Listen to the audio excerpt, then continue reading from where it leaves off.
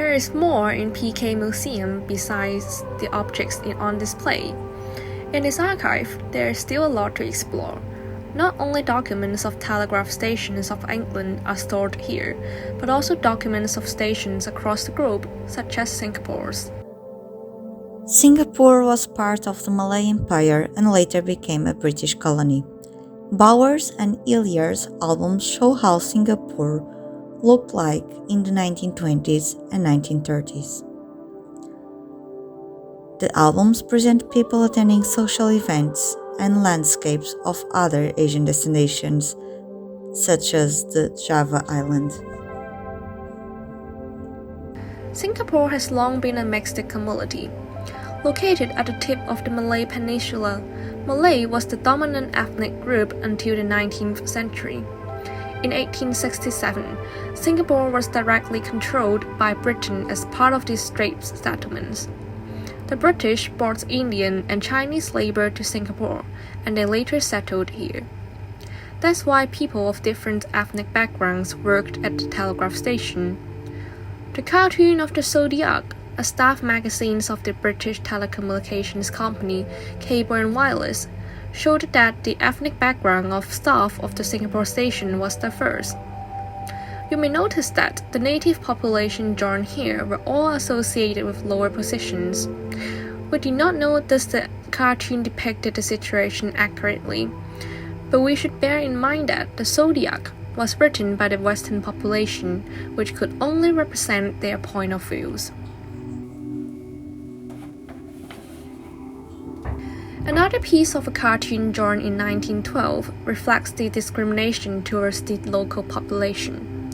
As Singapore slowly went through westernization, a Chinese man who wore a Qing dynasty hairstyle, known as the queue, gradually changed his style to Western fashion.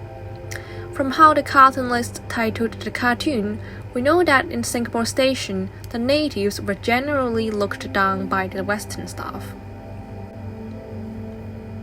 A rules and regulations booklet of the Singapore Station is found from the archive.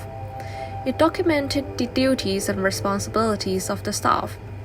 Staff were divided into 4 classes, received a different amount of salary and assurance. In general, a staff quarters would be provided for staffs, otherwise staffs would be given a house allowance. Working at the station seems to be a well-paid job, but one should be careful of the mistakes they may make, otherwise they would be penalized.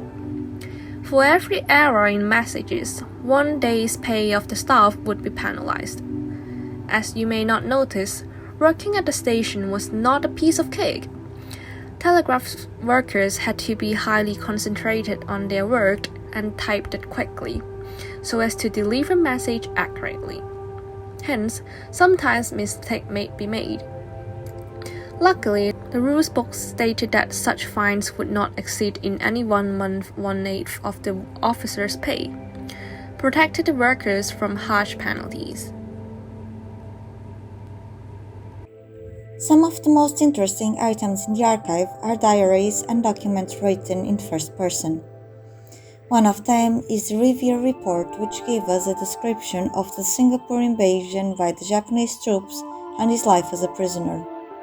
Another valorous testimonial is given by Rowan's diary that was also in Singapore during this fatidic day. Their memoirs offer us relevant details such as the record destruction prior to the invasion, the evacuation process, the captivity, and even the meals taken.